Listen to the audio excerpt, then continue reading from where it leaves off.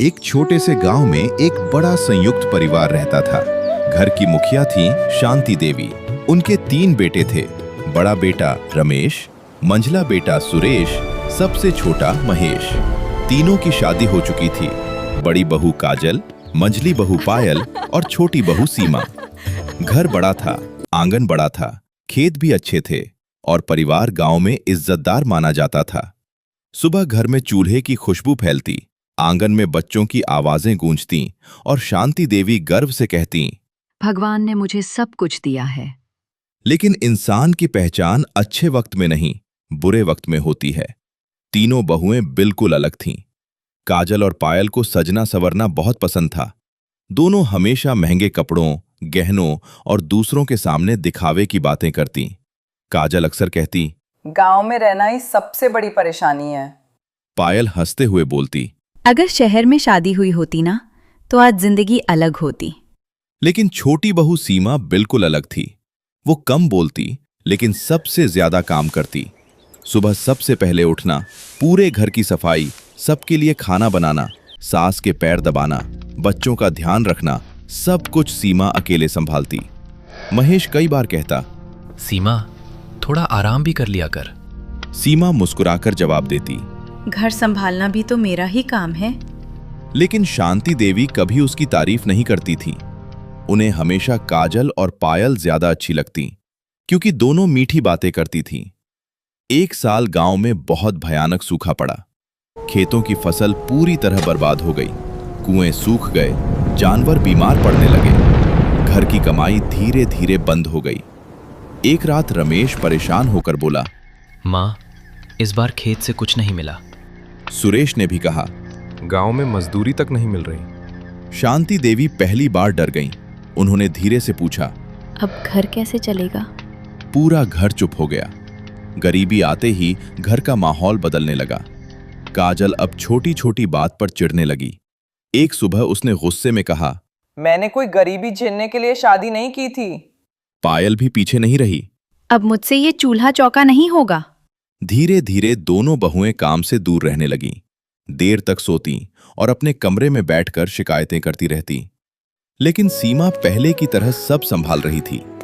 वो सुबह अंधेरा रहते उठती, कुएं से पानी भरती, जानवरों को चारा डालती, खाना बनाती, खेतों में मदद करती, फिर भी चेहरे पर शिकायत नहीं होती। एक दिन महेश ने पूछा, तू थकती नहीं क्या? सीमा हल्का सा मुस्कुराई। अगर औरत मुश्किल वक्त में घर न संभाले तो परिवार टूट जाता है। धीरे धीरे घर की हालत और खराब हो गई। एक दिन रसोई में सिर्फ थोड़ा सा आटा बचा था।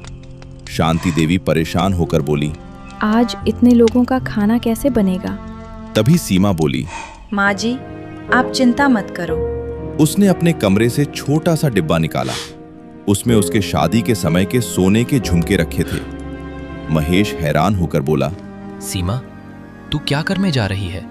सीमा बोली, गहने बाद में भी बन जाएंगे, लेकिन परिवार भूखा नहीं रहना चाहिए। वो चुपचाप बाजार चली गई। शाम को राशन लेकर लौटी। काजल ने ताना मारते हुए कहा, वाह, बड़ी त्याग की देवी बन रही हो। पायल हंसते हुए बोली, थोड़ा नाटक कम किया करो। सीमा बस चुप रही, लेकिन महेश की आंखें भर आईं। कुछ दिनों बाद शांति देवी की तबीयत खराब हो गई। उन्हें तेज बुखार हो गया। डॉक्टर ने दवा लिखी, लेकिन घर में पैसे नहीं थे। काजल तुरंत बोली, मेरे पास पैसे नहीं हैं। पायल बोली, और मुझे बच्चों के खर्च देखने हैं।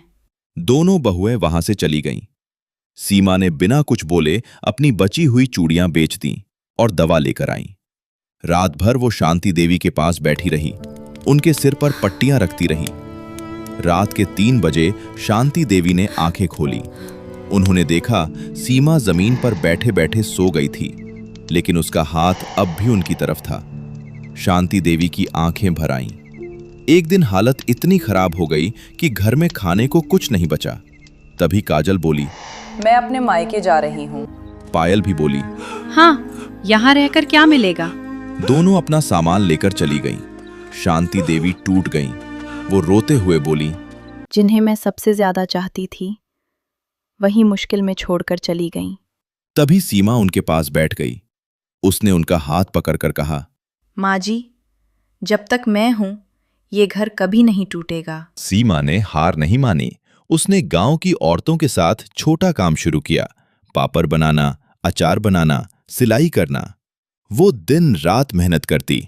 महेश कई बार कहता, इतना काम मत कर, बीमार पड़ जाएगी। सीमा हंसकर बोलती, अभी रुक गई ना तो घर फिर मुश्किल में आ जाएगा। धीरे धीरे उसका काम चल पड़ा। गांव के लोग उसकी तारीफ करने लगे। एक औरत बोली, सीमा जैसी बहू हर घर में होनी चाहिए। कुछ महीनों बाद घर की हालत सुधरने लगी। रमेश और सुरेश को भी काम मिलने लगा। घर में फिर से खुशियां लौटने लगीं।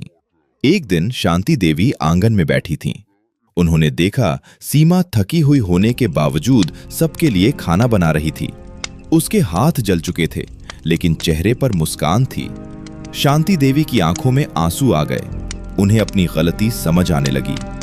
उस रात शांति देवी चुपचाप सीमा के कमरे में गई। सीमा अगले दिन के काम की तैयारी कर रही थी। शांति देवी रोते हुए बोली, बहू मुझे माफ कर दे। सीमा घबरा गई। माँ जी, आप ऐसा क्यों बोल रही हैं? शांति देवी फूट फूट कर रोने लगी। मैंने हमेशा गलत लोगों को महत्व दिया और जो इस घर की असली ताकत थी उसकी कभी कदर नहीं की। सीमा की आंखें भी भर आईं। उसने तुरंत उनके पैर पकड़ लिए।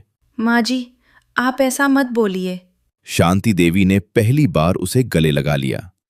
कुछ दिनों बाद काजल और पायल वापस घर आईं। उन्होंने देखा अब गांव में हर कोई सीमा की तारीफ कर रहा था।